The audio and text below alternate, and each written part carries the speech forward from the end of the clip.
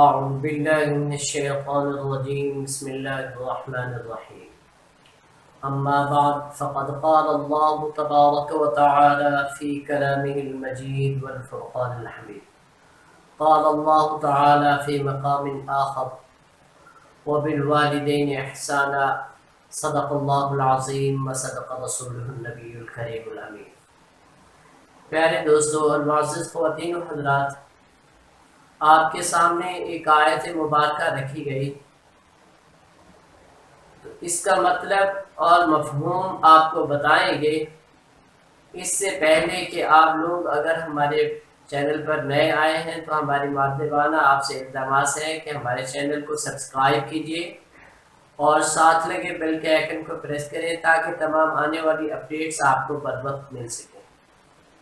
پیارے دوستو اور معزز خواتین و حضرات، آپ کے سامنے جو آیت مبارکہ پڑھی گئی وہ اس نعمت کے متعلق ہے جو اللہ رب العالمین انسان کو ایک مرتبہ وہ نعمت دیتے ہیں۔ دنیا کے اندر وہ نعمت انسان کو اللہ رب العالمین ایک مرتبہ دیتے ہیں۔ وہ نعمت کیا ہے؟ وَبِالْوَالِدَيْنِ إِحْسَانًا، والدین یعنی ماں باپ، آپ کو اللہ تبارک و تعالی نے ماں باپ کی نعمت ایک مرتبہ انسان کو دی ہے۔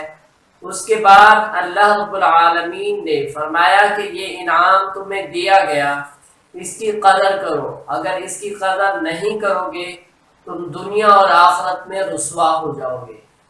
پیارے دوستو اور معزز خواتین و حضرات، قرآن کریم کے اندر آیا کہ جس نے بھی ماں باپ کے ساتھ اف تک نہ کیا اور ماں باپ کی خدمت کی، اللہ تبارک و تعالی اسے دنیا اور آخرت میں کامیابی عطا فرمائیں گے۔